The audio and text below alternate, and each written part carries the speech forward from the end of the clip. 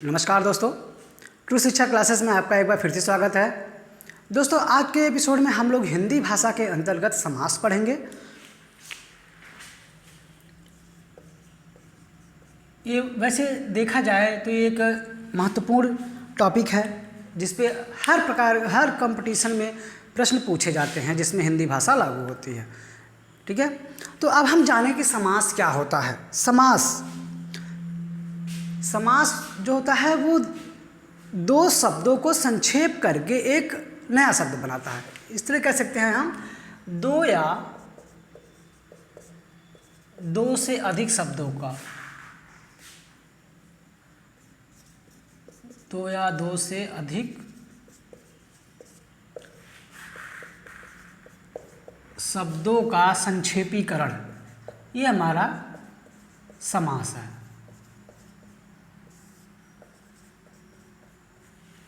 समास क्या है? दो या दो से अधिक शब्दों का संक्षेपीकरण है जो एक नया शब्द बनाता है, यानी दोनों मिला के एक नया शब्द बनता है। ठीक है, मतलब ये कह सकते हैं इन दोनों को मिला के एक नया शब्द बनेगा।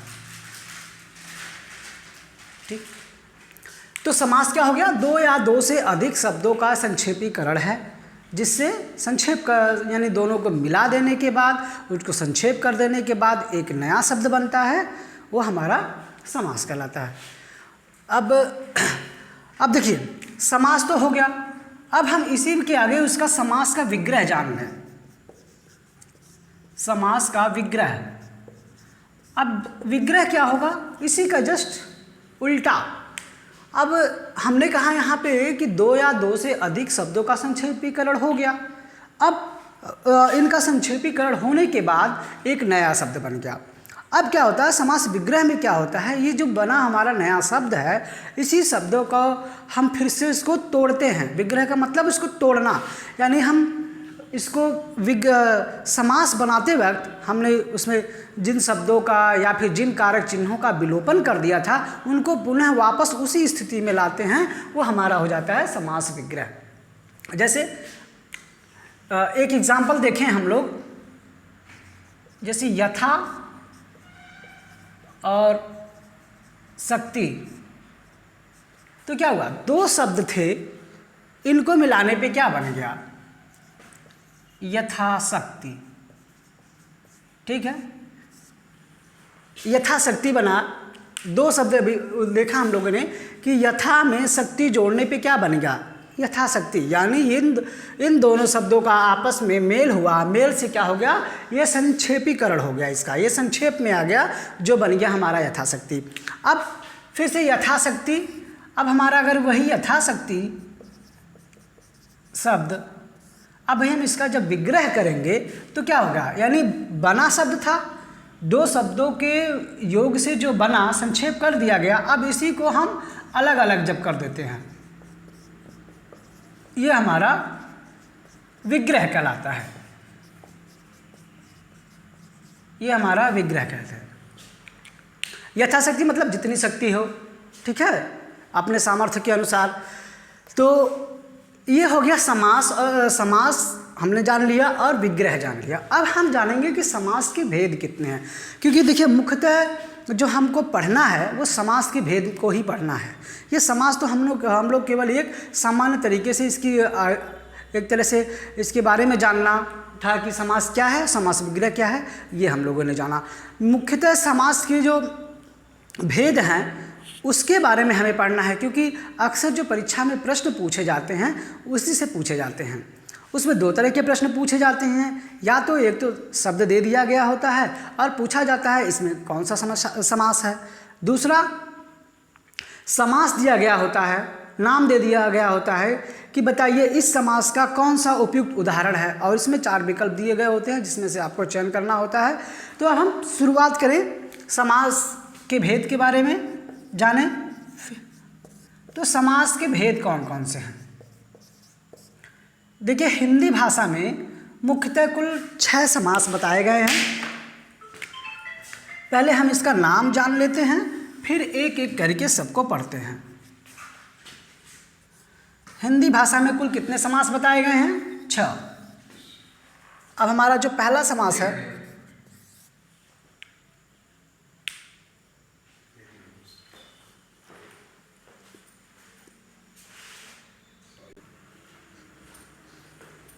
तो इस समास के भेद में जो पहला हमारा समास आता है वो है अव्ययी भाव समास।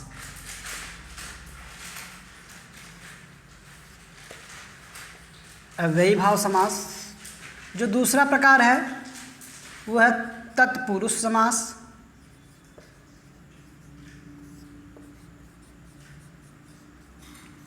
तीसरा कर्मधारय समास।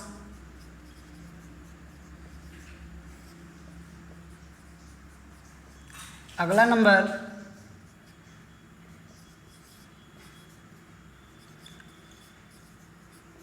बहुब्रीहि समास।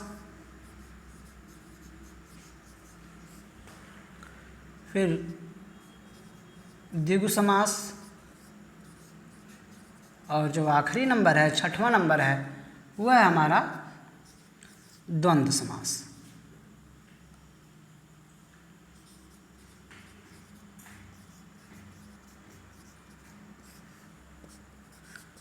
तो समास के कुल 6 भेद बताए गए हैं। अव्ययी भाव समास, तत्पुरुष समास, कर्मधारय समास, बहुब्रीहि समास, दीर्घ समास और द्वंद्व समास। अब हम यहाँ पे आगे एक एक करके सभी इसके प्रकारों को जानेंगे। इसके कौन कौन इसके ये जानेंगे कि अव्ययी भाव समास क्या है, उसके उदाहरण कौन से हैं, ये कैसे प्रयुक्त होता है, इसको आप कैसे पहचानेंगे। तो अब हम एक एक करके शुरू करते हैं, सबको जानते हैं। चलिए अब हम इसके प्रकार को एक एक करके जानते हैं। जो हमारा पहला है अव्ययी भाव समास। अव्ययी भाव समास क्या होता है? जो समास पद अव्यय का भाव दे, ठीक है ना, यानी जो पूरा समास पद हमारा अव्यय का भाव दे वो अव्ययी भाव समास होता है। इसमें देखा जाए तो जो प्रथम पद होता है वह मुख्य होता है, यानी प्रथम पद प्रधान होता है। इसका प्रथम पद प्रधान होता है, और जो इसका सामासिक पद होता है, यानी जो पूरा समास बनता है, वह अव्यय का बोध कराता है। अव्यय क्या होते हैं?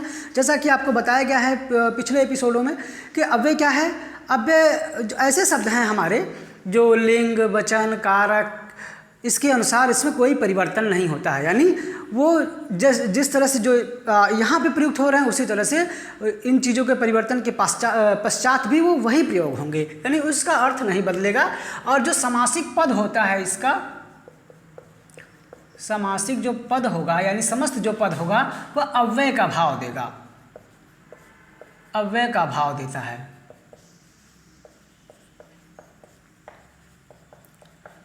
वो हमारा अव्ययी भाव समास कहलाता है, यानी प्रथम पद मुख्य होगा इसमें, और पूरा जो समासिक पद होगा वो अव्यय का भाव देगा।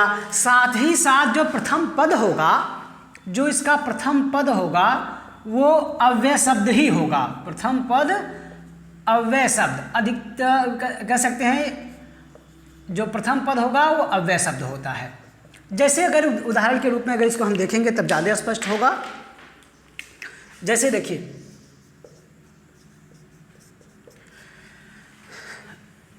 जैसे हम यहाँ पे समासिक पद लिख लेते हैं।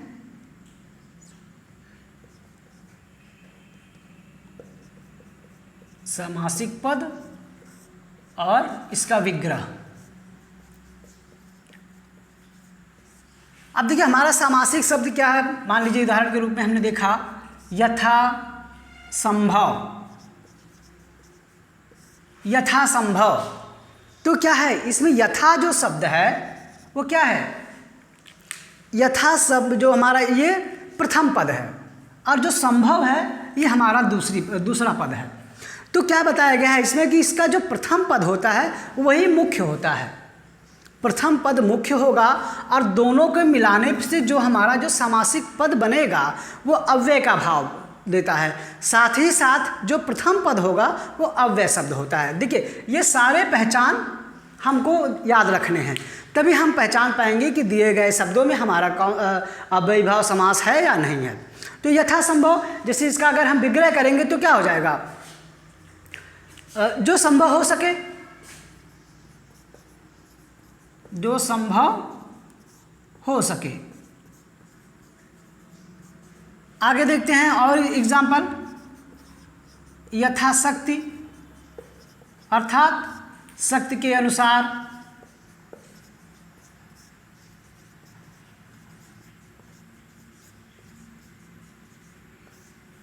ठीक है। और भी उदाहरण को देखते हैं, प्रतिदिन, प्रतिदिन का मतलब हर रोज, सॉरी हर रोज। आगे देखते हैं और उदाहरण देखते हैं, आजीवन यानी जीवन पर्यंत। तो देखिए दोस्तों, हमको इसमें सिर्फ यही चीज़ ध्यान रखनी है जो हमारी ये मुख्य है। क्या है? उसमें प्रथम पद प्रधान होता है, यानी प्रथम पद प्रधान भी होता है, साथ ही साथ अव्यय शब्द भी होगा, और जो इसका समासिक शब्द बनेगा वह हमको अव्यय का बोध कराएगा, अर्थात ऐसे जो कभी बदलेगा नहीं, अर्थ के अनुसार जो कभी बदलेगा नहीं। और भी देख लें, और भी एग्जाम्पल देख सकते हैं हम लोग, देखते हैं और एग्जाम्पल और देख लें। प्रतिशत मतलब, प्रतिशत को कहेंगे प्रत्येक पे, मतलब हर 100 पे 1, यानी प्रत्येक 100 पर, है ना। तो इस तरह से अगर देखा जाए तो ये हमारे अव्ययी भाव समास के उदाहरण हैं। तो अव्ययी भाव को हमको ध्यान में क्या रखना है? प्रथम पद प्रधान, साथ ही साथ प्रथम पद हमारा अव्यय का हो, अव्यय शब्द होंगे, और जो ये भाव देंगे वो अव्यय शब्द के देंगे, ठीक है। अब हम आगे चलते हैं, दूसरे समास को जानते हैं, जो हमारा है तत्पुरुष समास।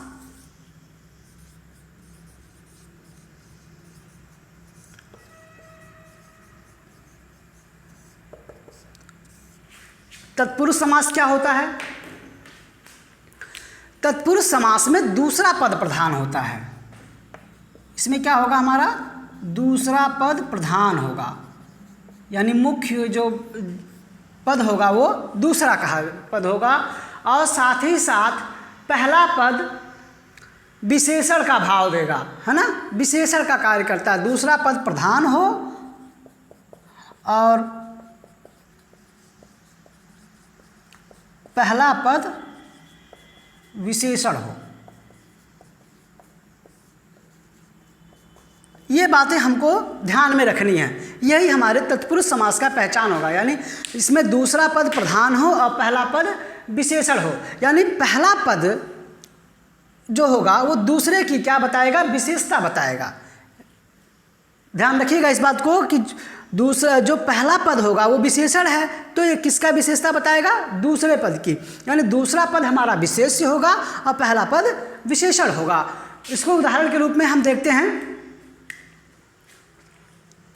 जैसे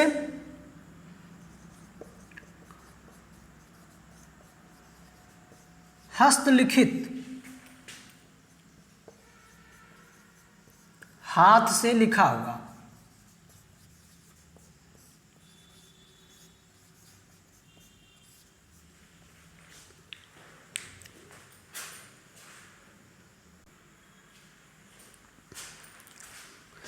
चलिए उदाहरण को देखते हैं। इसमें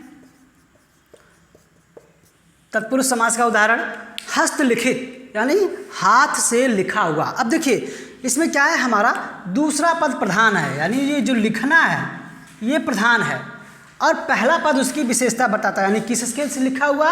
हाथ से लिखा हुआ। देखिए एक चीज़ और इसमें होता है, जो तत्पुरुष समास होता है इसमें जो कह सकते हैं हम कारक जो चिन्ह होते हैं या कारक जो विभक्ति होती है वो लुप्त रहती है, यानी छिपी रहती है। कह सकते हैं विभक्ति चिन्ह छिपी होती है, विभक्ति चिन्ह इसमें लुप्त रहते हैं।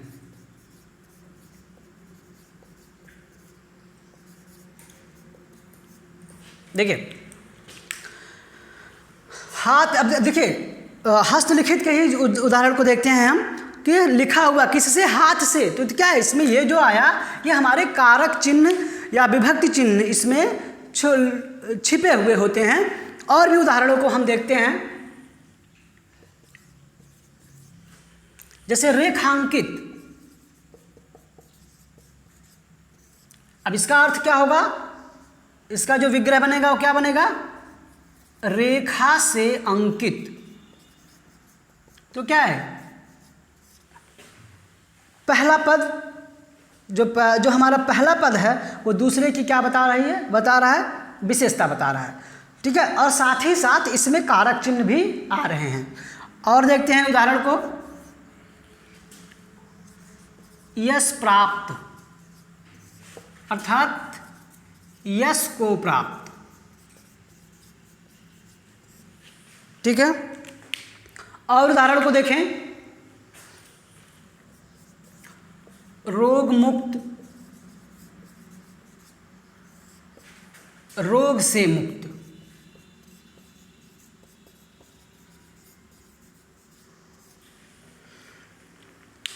तो दोस्तों ये हमारा तत्पुरुष समास हो गया। अब इसके हम पहचान कैसे याद रखेंगे कि तत्पुरुष समास की पहचान क्या है, तो उसमें दूसरा पद प्रधान होता है, ठीक है, और पहला पद विशेषण होता है।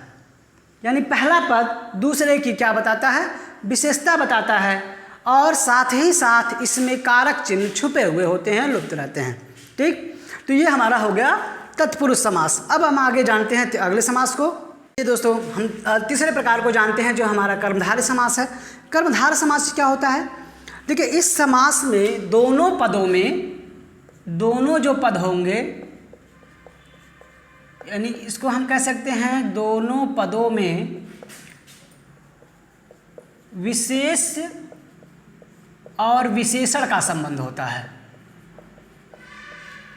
दोनों पदों में विशेष और विशेषण का संबंध होता है, या हम इसको ये भी कह सकते हैं कि उपमेय और उपमान का संबंध होता है।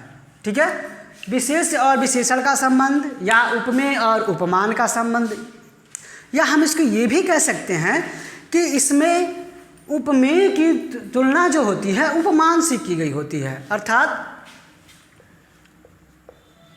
उपमेय की तुलना उपमान से।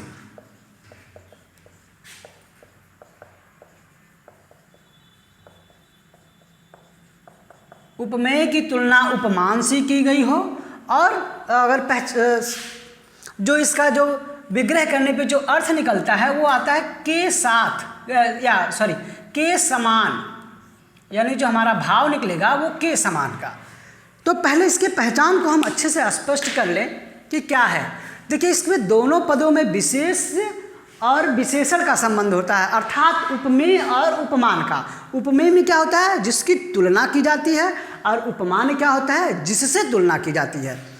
तो और जब हम इसका विग्रह करते हैं तो जो भाव निकल के आता है वो आता है के समान का। देखिए वैसे देखा जाए तो जो कर्मधारय समास है हमारा, वो तत्पुरुष समास का ही एक अंग है, एक भाग है।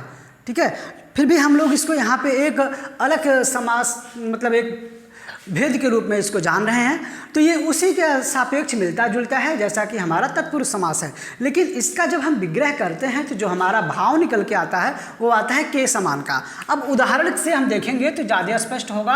अब देखिए, जैसे चंद्रमुख, अब जब इसका विग्रह करते हैं हम लोग तो क्या भाव बन के आएगा, चंद्रमा के समान मुख।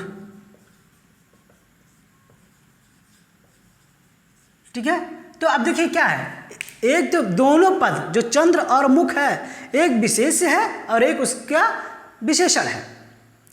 ठीक, यानी इसमें एक की तुलना दूसरे से की गई होती है। आया समझ में? एक हो गया हमारा चंद्रमुख। अगले उदाहरण को हम देखते हैं,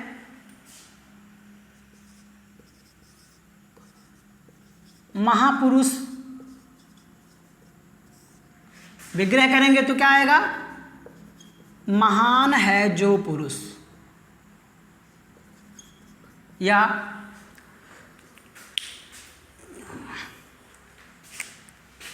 महान है जो पुरुष। चलिए आगे देखते हैं अगले उदाहरण को। इसमें भी क्या है, तुलना की गई होती है, एक की तुलना दूसरे से की गई, उपमेय की तुलना उपमान से की गई होती है। अब देखिए अगला देखें, पीतांबर, अर्थात इसको कह सकते हैं पीला है जो अंबर, है ना। आगे देखिए अगला जो उदाहरण है हमारा, नीलकमल,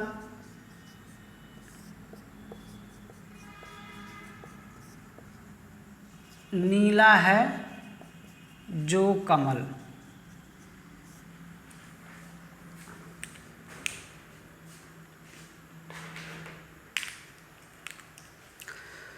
दोस्तों इसके अभी और भी बहुत से उदाहरण हो सकते हैं, इसको आप अधिक से अधिक अभ्यास करिएगा। लेकिन हमको यहाँ पे क्या ध्यान में रखना है कि जो इसके पहचान चिन्ह हैं उनको जानना है। तो कर्मधारय समास के पहचान चिन्ह को एक बार हम और रिपीट करते हैं।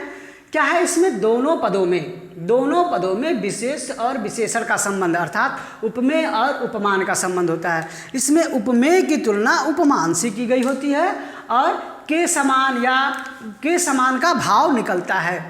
ठीक है, अब हम अगले प्रकार को जानेंगे। चौथा जो हमारा है बहुब्रीहि समास।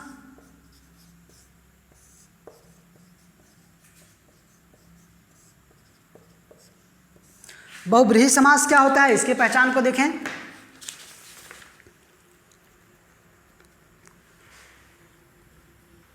देखिए बहुब्रीहि समास क्या होता है, जैसा कि आपको पता है कि समास में क्या हमारे मुख्यतः दो पद हैं। तो इसमें ना तो पहला पद प्रधान होगा ना तो दूसरा पद प्रधान होगा, इसमें कोई अन्य पद प्रधान होता है, इसमें अन्य पद प्रधान होता है, साथ ही साथ विग्रह करने पे एक अलग अर्थ देता है। ठीक है ना, कह सकते हैं इसमें अन्य पद प्रधान होता है, अन्य पद प्रधान होता है तथा विग्रह करने पर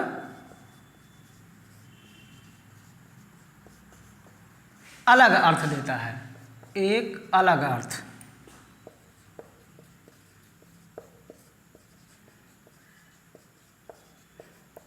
अब जब से इसको हम उदाहरण से देखेंगे तो और ज़्यादा स्पष्ट होगा। तो बहुब्रीहि समास में हम ये जानेंगे कि अन्य पद प्रधान होगा तथा विग्रह करने पर एक अलग अर्थ देगा। जैसे उदाहरण को देखें,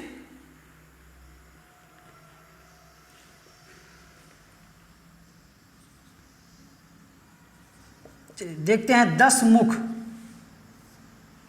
अब इसका जब हम विग्रह करेंगे तो क्या भाव आएगा, 10 हैं मुख जिसके, अर्थात कौन होगा वो, रावण। तो क्या है, अगर हम उदाहरण से देखें तो क्या है, इसमें ना तो ये प्रधान ना तो ये प्रधान, दोनों पद प्रधान नहीं, इसमें अन्य पद कोई प्रधान हो गया तथा विग्रह जब हम कर रहे हैं इसका तो एक अलग अर्थ दे रहा है तो 10 मुख और 10 मुख हैं जिसके, इसका तो ये हमारा शाब्दिक अर्थ हो गया। लेकिन इसका जब अन्य अर्थ क्या निकला कि नहीं, 10 मुख हैं जिसके, अर्थात वो कौन होगा, वो रावण होगा। ठीक, तो ये क्या है, एक अलग अर्थ देते हैं। अब आगे और अगले एग्जाम्पल को देखते हैं हम। पंचानन, विग्रह करेंगे तो क्या भाव आएगा, 5 हैं, ये भी, इसमें भी आनंद भी वही है, मुख जिसके। अब इसमें कौन होगा, अर्थात शिव। तो भाव जो हमारा विग्रह, जो शब्द हैं उनका विग्रह करने पर जो भाव आ रहा है कुछ और आ रहा है ना। जैसे पंचानन, 5 हैं मुख जिसके, तो ये तो हमारा विग्रह हो गया, लेकिन ये एक अलग अर्थ बता रहा है, अर्थात वो कौन है, वो शिव हैं। उसी तरह से हमने 10 मुख में पढ़ा, 10 हैं मुख जिसके, अर्थात वो कौन है, वो रावण है। यानी जब हम ऐसा पद जिसका हम विग्रह करेंगे तो कोई एक अलग अर्थ आएगा, वो हमारा बहुब्रीहि समास के अंतर्गत होता है। अब और एक आध एग्जाम्पल को हम और देखते हैं, इसमें कौन कौन से उसमें होंगे। चलिए अगला देखते हैं हम, गजानन। गजानन मतलब गज के समान मुख हैं जिसके, इसमें कौन होगा, अर्थात गणेश। तो क्या है, एक शब्द, ये ऐसे शब्द एक अलग प्रकार के अर्थ दे रहे हैं। जो अलग प्रकार के अर्थ देंगे वो हमारे बहुब्रीहि समास कहे जाएंगे। देखिए बहुब्रीहि समास को अगर देखा जाए तो परीक्षा के दृष्टिकोण से देखा जाए तो अक्सर इस पे बहुत सारे प्रश्न पूछे जाते हैं। इन्हीं समासों से ज़्यादा प्रश्न पूछे जाते हैं। और इसमें अगर हम कहें तो जितने भी हमारे पौराणिक पात्र हैं, जैसे आपके कृष्ण, शिव, गणेश, इंद्र, इनके जितने भी नाम हैं ये सब इसी में समाहित रहते हैं, उन्हीं पे ज़्यादा प्रश्न पूछे जाते हैं। तो इसको हम एक ट्रिक के रूप में जान सकते हैं कि जो भी हमारे पौराणिक नाम हैं, जितने भी हमारे पौराणिक नाम हैं ये बहुब्रीहि समास के अंतर्गत ही आते हैं। ठीक है, अब दोस्तों हम जानते हैं अगले समास को। चलिए दोस्तों हम अगले समास को जानते हैं। जो हमारा 5वां समास है वो है द्विगु समास। द्विगु समास क्या होता है, तो सबसे पहले इसकी हम पहचान जान लें कि देखिए द्विगु समास में जो हमारा पहला पद होता है वो संख्यावाचक विशेषण होता है। यानी पहला पद संख्यावाचक विशेषण,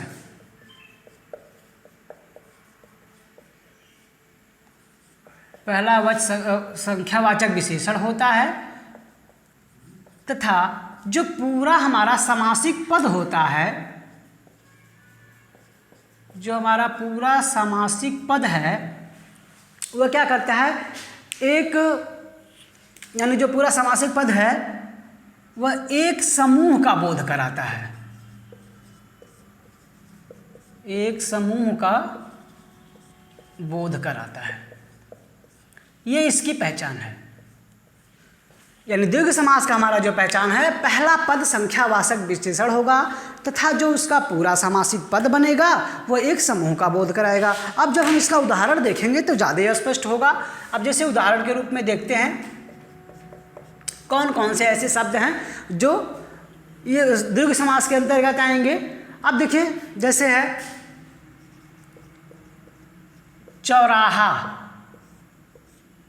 तो क्या है, पहला पद चौ अर्थात 4, ये संख्यावाचक विशेषण है।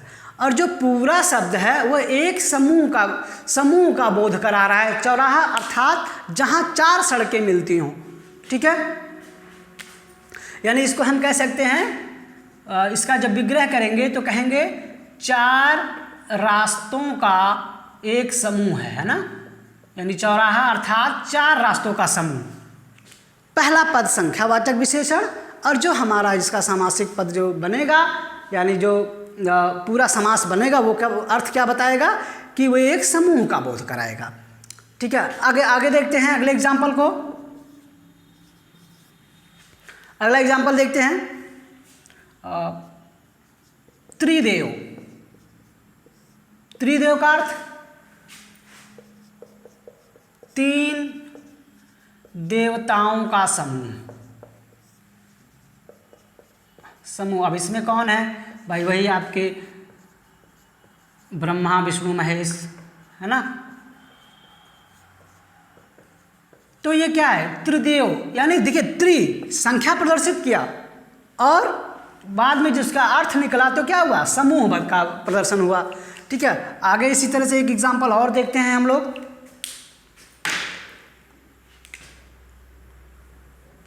पंचवटी, तो क्या, पहला शब्द विशेषण संख्यावाचक विशेषण अर्थात इसका जो अर्थ होगा वो क्या होगा, 5 वटों का समूह। ठीक है, उसी तरह से एक एग्जाम्पल और देखें। नवरत्न,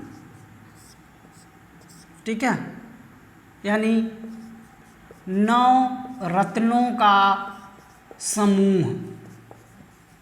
तो इसके पहचान के रूप में हम सिर्फ यही ध्यान रखेंगे कि पहला पद हमारा संख्या प्रदर्शित करे और जो पूरा भाव निकल के आए उसमें ये आए कि वो किसी चीज़ का समूह बन रहा है, ठीक, बस वहाँ पे हमारा द्विगु समास हो जाएगा। अब हम आगे जानेंगे, लास्ट जो है हमारा अंतिम है वो है हमारा द्वंद्व समास। द्वंद्व समास क्या होता है? देखिए, नाम से ही अगर देखा जाए तो भाव आ रहा है द्वंद्व, टकराव, है ना, या इस तरह से कह सकते हैं हम कि विरोधाभास। तो इसमें क्या होता है द्वंद्व समास में, इसमें दोनों ही शब्दों की प्रधानता होती है। इसमें क्या होती है, दोनों पदों की प्रधानता होती है।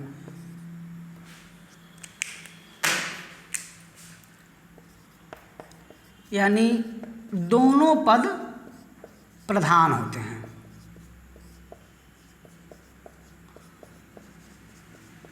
दोनों पद इसमें प्रधान होते हैं और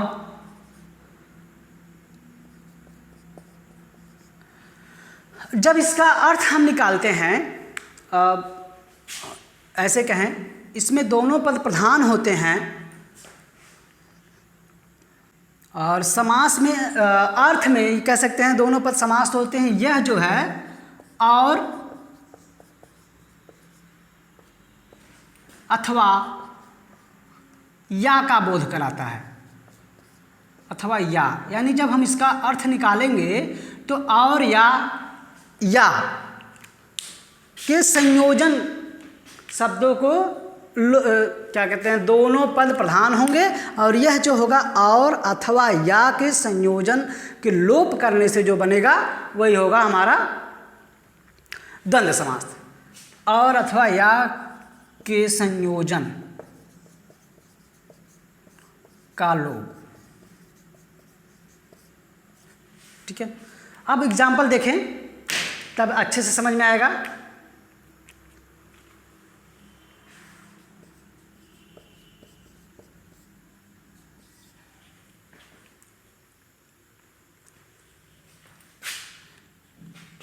देखते हैं, देश विदेश। देखिए, जो द्वंद्व समास होगा उसमें वही संयोजन का मतलब यही जो हमारे योजक चिन्ह है, ठीक है। अब जब हम देखिए बताया गया भैया आपको कि दोनों पद प्रधान होते हैं। ये दोनों पद जो हैं देश और विदेश, मान लीजिए एग्जाम्पल से देखिए, दोनों पद प्रधान होते हैं। और जब इसका हम इसका विग्रह करेंगे या इसको समासिक पद बनाएंगे तो क्या होगा, इसका जो अर्थ निकलेगा वो निकलेगा देश और विदेश। तो जो भाव आया उसमें और का या तो और का आएगा या तो या का आएगा। और साथ ही साथ जब इसका हम समास बनाएंगे तो जो संयोजन चिन्ह होता है इसका विलोपन कर देते हैं। और पुनः जब हम इसका इन पदों को पुनः इस पद के रूप में लाएंगे, यानी जो हमारा ये समासिक पद है ये उसका विग्रह है। जब समासिक पद का हम विग्रह करेंगे तो योजक चिन्ह को हटा देते हैं, उसके जगह पे और अथवा या का प्रयोग करते हैं। लेकिन जब हम इस विग्रह से समासिक पद बनाते हैं तो इस शब्द को हटा के पुनः हम अपना योजक चिन्ह लगा देते हैं। ठीक, समझ में आया कि दोनों पद प्रधान होंगे और ये जब इसका हम समासिक विग्रह करेंगे तो ये क्या होगा, जो अर्थ निकल के आएगा उसमें और अथवा या शब्द आएगा और जो संयोजन चिन्ह होगा उसका विलोपन कर देंगे। और पुनः जब हम इसके इस रूप से पुनः जब समासिक पद बनाएंगे विग्रह से तो और शब्द हटा के ये कह सकते हैं कि संयोजन चिन्ह या योजक चिन्ह लगा देते हैं। तो मुख्यतः इसको हम पहचानने का क्या तरीका होगा, तो उसका पहचानने का तरीका आप ये संयोजन चिन्ह ही देखेंगे। ठीक, आगे एग्जाम्पल को देखते हैं।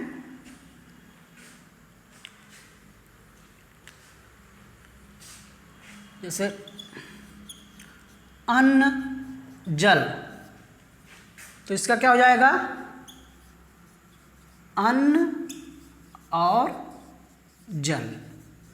और या का भाव इसमें आता रहेगा बार बार। और भी एग्जाम्पल देखें।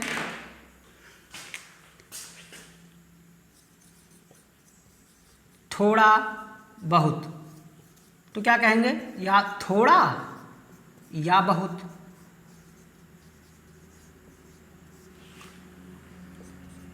और देखें एक एग्जांपल,